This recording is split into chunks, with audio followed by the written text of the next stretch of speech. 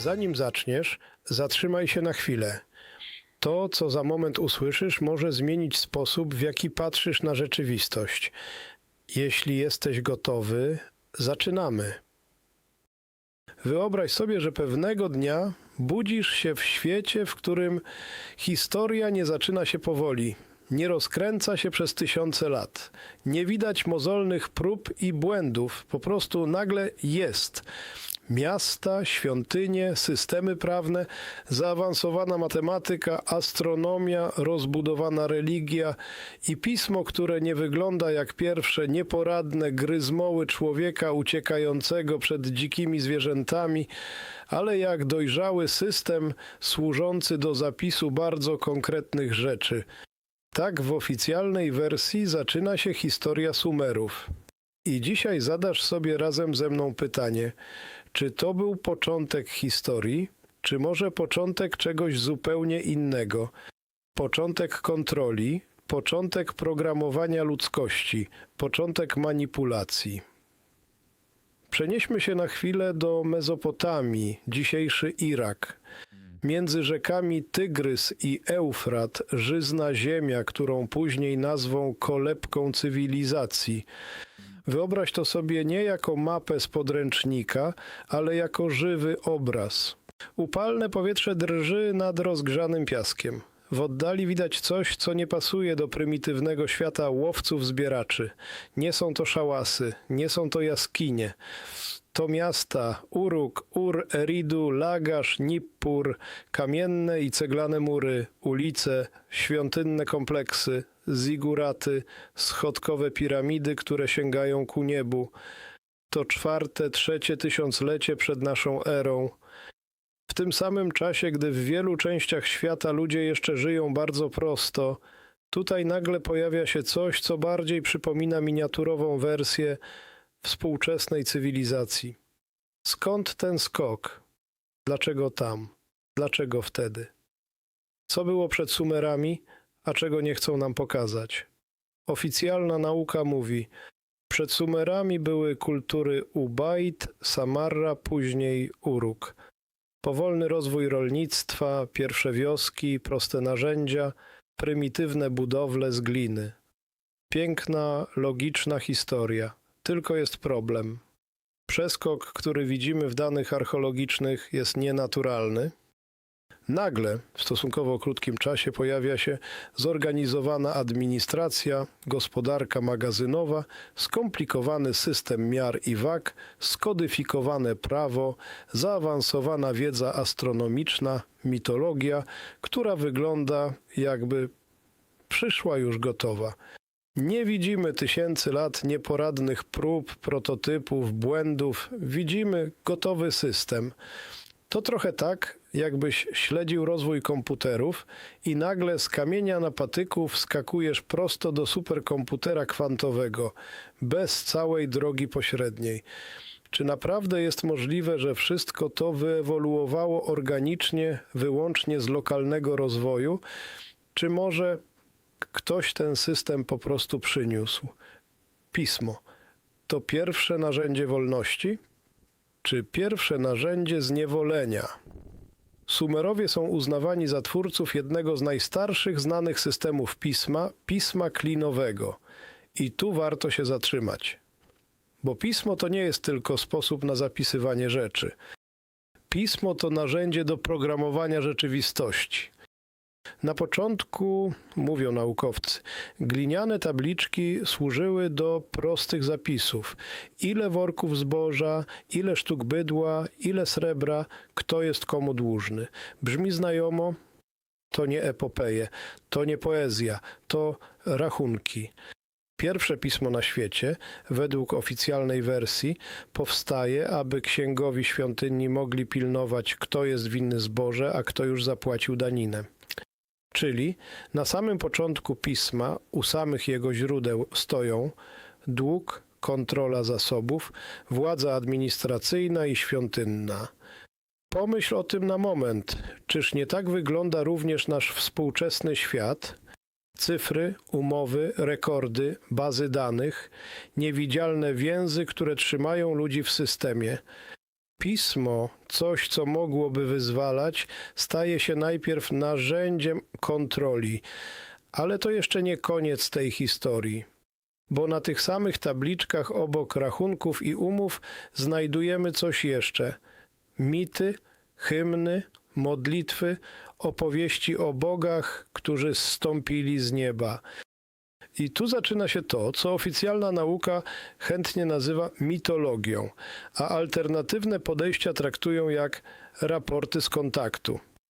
Anunnaki. Czy to bogowie, symbole, czy architekci systemu? W sumerskich tekstach pojawia się szczególna grupa istot – Anunnaki. Samo słowo często tłumaczy się jako ci, którzy z nieba na ziemię przyszli, albo potomkowie Anu. Oficjalnie to po prostu panteon bogów, personifikacje sił natury i porządku społecznego. Ale zatrzymajmy się przy tym obrazie. Te istoty mają imiona, mają hierarchię, mają funkcje, mają konflikty, mają swoje biografie. To nie są abstrakcyjne siły. To zachowuje się jako opowieść o bardzo konkretnych istotach, które wchodzą w związki, rywalizują, planują, wydają rozkazy, czasem tworzą i niszczą życia. Weźmy kilka przykładów. Enlil i Enki, brat przeciw bratu. Enlil, Bóg powietrza, wiatru, pan rozkazów. Enki, Bóg mądrości, wody, technologii, magii. W wielu opowieściach Enlil jest surowy, kontrolujący, bezwzględny. Enki jest bardziej przychylny ludziom, bardziej buntowniczy wobec góry. Brzmi jak opowieść o dwóch frakcjach w jednej zaawansowanej cywilizacji, a nie jak bajka o chmurkach i deszczu. Enki jest tym, który według niektórych mitów bierze udział w stworzeniu człowieka jako robotnika bogów, mającego dla nich pracować. Enlil z kolei jest często związany z karą, potopem, decyzjami o zresetowaniu ludzkości. Czy to tylko wyobraźnia starożytnych, czy opis pewnego realnego konfliktu wśród istot, które miały nad nami władzę? Czy potop to kara niebios? Czy reset systemu? Sumerowie mają swoją wersję historii o Wielkim Potopie, bardzo podobną do tej z Biblii.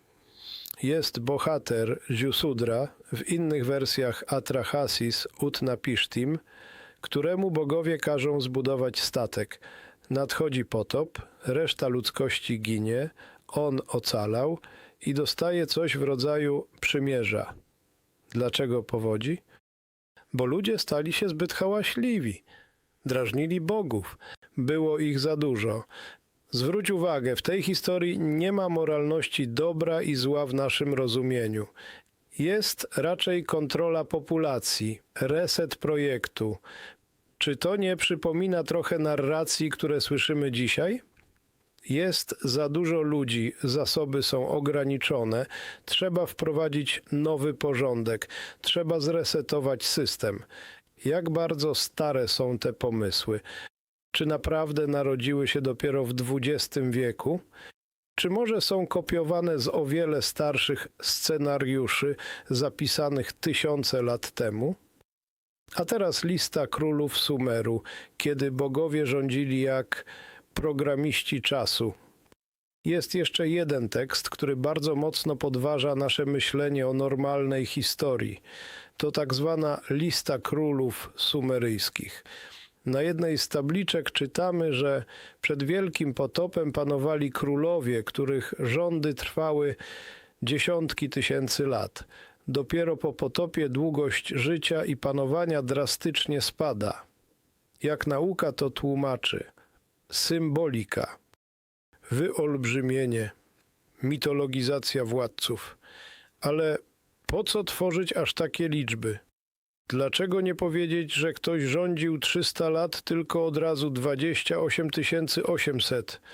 Może ci królowie nie byli ludźmi w naszym sensie tego słowa. Może w tych liczbach kryje się zupełnie inny system czasu. A może to echo epoki, w której bogowie Anunnaki, czy jakkolwiek ich nazwać, rzeczywiście panowali fizycznie nad tym światem przez bardzo długie okresy, zanim przekazali władzę ludziom? W alternatywnych interpretacjach lista królów wygląda jak log systemowy, jak zapis procesu 1. Najpierw rządzą bogowie nadzorcy przez nieludzkie okresy czasu. 2. Potem przychodzi potop, reset. 3. Potem zaczyna się nowa era, w której królowie są już bardziej normalni, ale zawsze w imieniu bogów. Czy to nie przypomina trochę współczesnych systemów, w których prawdziwa władza jest niewidoczna, a na wierzchu mamy tylko administratorów systemu, polityków, prezydentów, CEO? Teraz historia pewnej tabliczki. Archeolog, który przetarł oczy. Wyobraź sobie teraz taką scenę. Jesteś młodym archeologiem, pracujesz na wykopaliskach w południowym Iraku. Słońce praży, piach wchodzi wszędzie, dłońmi delikatnie odgarniasz ziemię. Nagle trafiasz na coś twardszego. Mała, niepozorna gliniana tabliczka. Brudna, popękana. Kolejny dokument administracyjny, myślisz? Tabliczka trafia do laboratorium. Po tygodniach żmudnego oczyszczania, konserwacji i porównywania znaków zaczynasz czytać. Na początku? Tak, standard, ilości, imiona, miary, ale dalej coś cię zamraża. Tekst przechodzi w opis istot z nieba. Mówi o tym, jak bogowie spierali się ze sobą o los ludzi. O tym, że jedna frakcja chciała ludzkość zniszczyć, a inna zachować. Czytasz to wieczorem, sam przy biurku, przy sztucznym świetle. Na zewnątrz XXI wiek. Internet, smartfony, satelity. A tu, na tej małej glinianej tabliczce sprzed 1000 lat masz zapis konfliktu, który brzmi niepokojąco podobnie do tego, co dzieje się dziś. I zadajesz sobie pytanie, czy naprawdę wierzymy, że to są tylko mity? Że ludzie, którzy potrafili zorganizować skomplikowane państwo, liczyć, mierzyć, śledzić ruchy gwiazd, nagle, gdy chodzi o ich własne pochodzenie i relacje z bogami, stają się naiwni i infantylni? A może ich mitologia to po prostu zakodowany sposób zapisania prawdy, która była zbyt niebezpieczna, aby powiedzieć ją wprost? A teraz Sitchin, Nibiru i Złoto, opowieść, którą pokochali poszukiwacze teorii spiskowych. Nie sposób mówić o Sumerach i Anunnaki, nie wspominając o Zecharia Sitchinie. To autor, który w XX wieku zasłynął swoją kontrowersyjną interpretacją tekstów sumeryjskich. Według niego Anunnaki pochodzili z planety zwanej Nibiru, mającej długi, eliptyczny orbit. Przybyli na Ziemię, bo potrzebowali złota, nie dla biżuterii, ale do celów technologicznych, na przykład naprawy atmosfery. Stworzyli ludzi, modyfikując genetycznie lokalne istoty, aby mieć siłę roboczą. Część z nich zbuntowała się, współczując ludziom. W końcu doszło do konfliktów, potopu, resetów. Oficjalni asyriolodzy krytykują Sitchina, że nadinterpretował znaki, że naginał tłumaczenia pod swoją tezę, że mieszał różne tradycje. Możliwe. Ale warto zadać inne pytanie. Dlaczego ta opowieść tak mocno rezonuje z ludźmi na całym świecie? Dlaczego tysiące, miliony osób ma wrażenie, coś w tym jest, nawet jeśli nie łykają tej historii w 100%? Może dlatego, że intuicyjnie czujemy, że coś z naszą historią jest nie tak, coś zostało wymazane. Ktoś z nas zrobił projekt, a nie naturalną ewolucję. Może Sitchin się myli w szczegółach. Może Nibiru nie krąży tam, gdzie ją umieścił. Może tłumaczenia można podważać. Ale być może dotknął rdzenia czegoś głębszego. Poczucia, że człowiek został wciągnięty w większy scenariusz niż to, co pokazują nam podręczniki. Zastanów się przez chwilę nad tym, czym jest pismo klinowe. to system znaków, który pozwala zamienić dźwięki w symbole, zamienić symbole w umowy, zamienić umowy w prawo, zamienić prawo w rzeczywistość społeczną. Jeśli zapiszesz na tabliczce X jest winien świątyni tyle a tyle zboża, to nagle staje się to faktem społecznym. Nie dlatego, że obiektywnie gdzieś w naturze istnieje dług, ale dlatego, że system znaków nadał mu moc. Wyobraź sobie, że jesteś prostym rolnikiem w Sumerze, nie umiesz czytać ani pisać. Idziesz do świątyni, żeby coś załatwić, ale twoje życie, twoje długi, twoja ziemia są zapisane w systemie, którego nie rozumiesz. Czy to nie jest pierwszy znany nam przykład cyfrowego systemu kredytowego, tylko że zapisany na glinie? Dzisiaj umowy mamy w plikach PDF, stany kont, w bazach danych banków, przepisy w cyfrowych rejestrach. Wtedy to wszystko istniało na tabliczkach w świątynnych archiwach. Kto kontrolował tabliczki, kontrolował ludzi. Kto kontroluje dzisiaj serwery, kontroluje świat. Czy to przypadek, że zarówno wtedy, jak i dzisiaj centrum systemu stanowią świątynie i banki, administracja, kapłani i prawnicy? Czy może po prostu gramy dalej w tę samą bardzo starą grę? Zróbmy teraz mały skok w bardziej filozoficzno-duchową stronę. Jeżeli przyjmiemy, chociaż jako hipotezę, że Sumerowie nie byli pierwszą cywilizacją, ale pierwszą po wielkim resecie, ich wiedza została im przekazana, a nie wypracowana od zera. Anunnaki, jakkolwiek ich rozumiemy, byli pewnego rodzaju architektami systemu. To co to mówi o naszej rzeczywistości? Możemy spojrzeć na to jak na rodzaj Matrixa. Ktoś projektuje struktury społeczne, ktoś dostarcza narzędzi, pismo, miary, prawo. Ktoś tworzy mitologię, która ma nadać temu sens i świętość. Zwróć uwagę, Sumerowie widzieli bogów wszędzie, w niebie, w rzekach, w gwiazdach, w instytucjach. Każde miasto miało swojego boga opiekuna. Każda świątynia była miejscem, gdzie niebo miało stykać się z ziemią. Czy to nie wygląda jak system, w którym sfera duchowa jest ściśle powiązana z polityczną, bogowie są legitymizacją władzy, a władza decyduje, jak bogowie mają być rozumiani? Jeżeli prawdziwa natura bogów była inna, na przykład byli to po prostu bardziej zaawansowani technologicznie bracia z gwiazd, to cały system religijny stawał się narzędziem psychologicznej kontroli. Jesteś naszym stworzeniem, jesteś naszym sługą. Twoim sensem jest służyć. Twoim sensem jest płacić daniny. Twoim sensem jest wykonywać rytuały. Brzmi znajomo? Ile religii do dziś powiela ten schemat? Ile systemów politycznych? Co jeśli początek tej gry sięga właśnie Sumeru? Teraz zadam pytanie, które wychodzi poza Sumer. Co jeśli Sumerowie byli pierwszą oficjalną cywilizacją po wielkim sprzątaniu, ale nie pierwszą w ogóle? Mamy dziś ślady. Göbekli Tepe, monumentalne budowle w Turcji, starsze niż Sumer, megality na całym świecie, legendy o zatopionych lądach, o czasach przed potopem. Coraz więcej badań wskazuje, że w okolicach 12-13 tysięcy lat temu wydarzyło się coś dramatycznego. Nagłe ochłodzenie, kataklizmy, zmiana klimatu.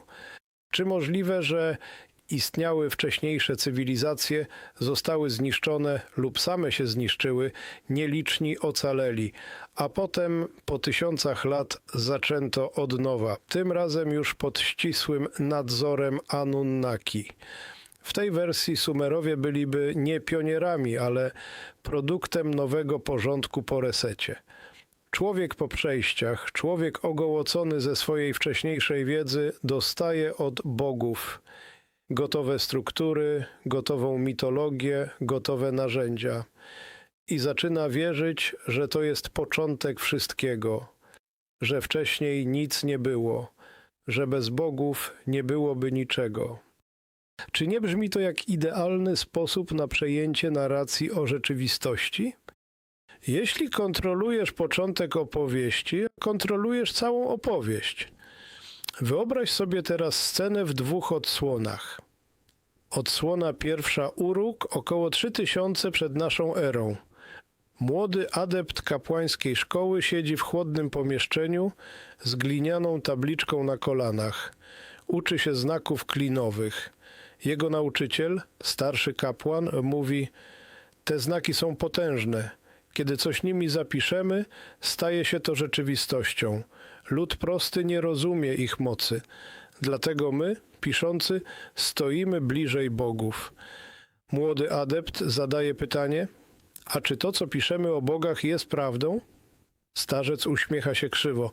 Synu, to, co piszemy, staje się prawdą. I w tym zdaniu jest cała istota manipulacji. Odsłona druga. Ty, XXI wiek, siedzisz przed ekranem, czytasz wiadomości, komentarze, analizy. Ich autorzy, dziennikarze, politycy, eksperci też piszą rzeczywistość.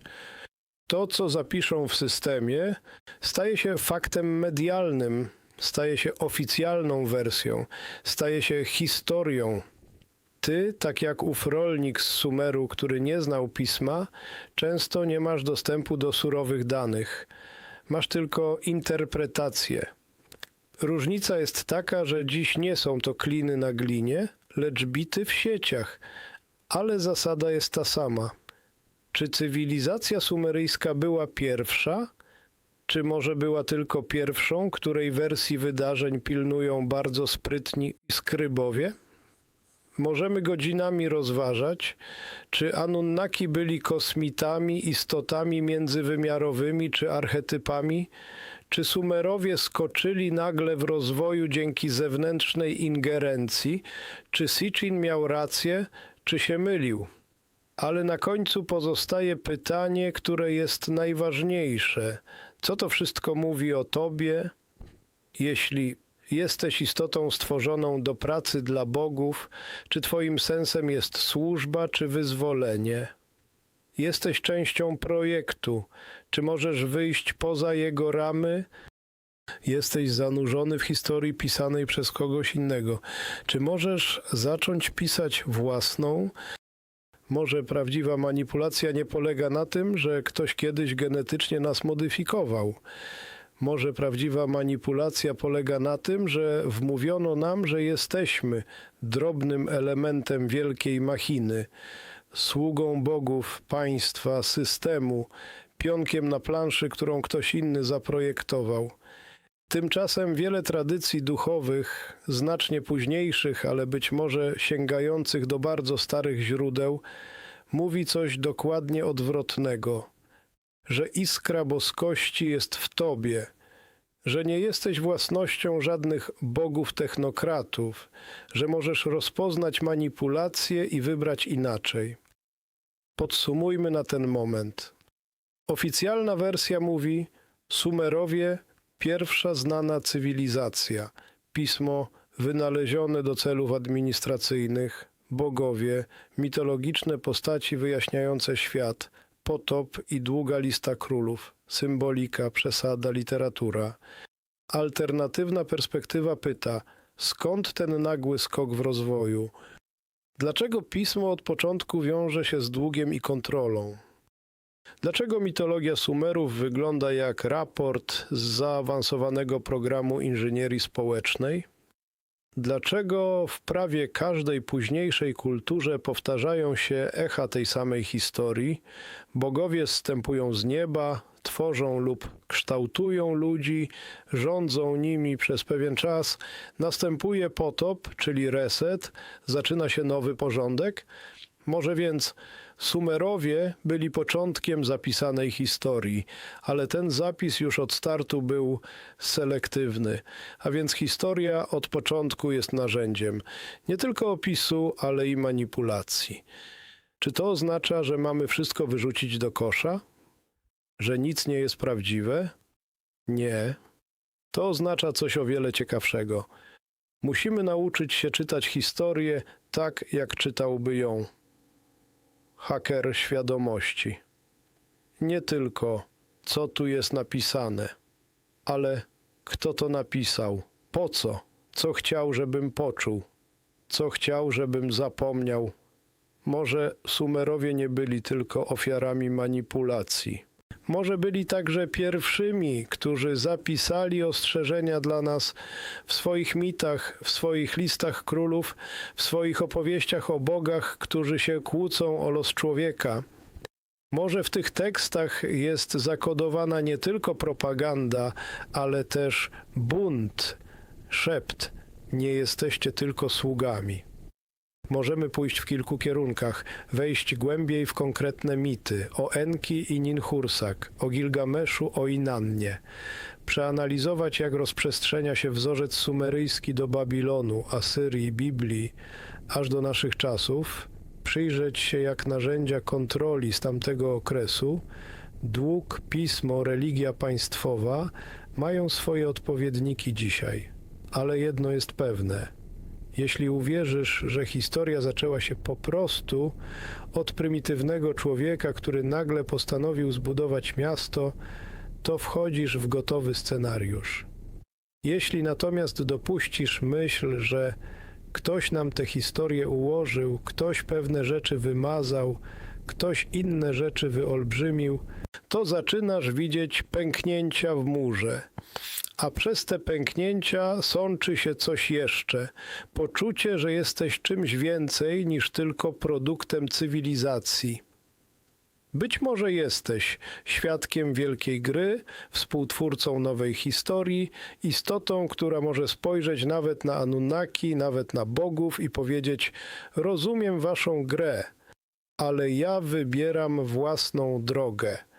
I wtedy pytanie: Sumerowie początek historii czy początek manipulacji nabiera jeszcze jednego znaczenia. Bo jeśli rozpoznasz manipulację u źródła, to możesz wreszcie zacząć pisać swój własny początek. Nie na glinianej tabliczce, nie w systemie, który ktoś ci narzucił, ale w swojej świadomości. A to jest zapis, którego nie da się tak łatwo skasować. W następnym odcinku wejdziemy głębiej, znacznie głębiej. A dziś dziękuję za uwagę. To tylko fragment tego, co naprawdę dzieje się wokół nas. Reszta pozostaje do odkrycia. Do usłyszenia.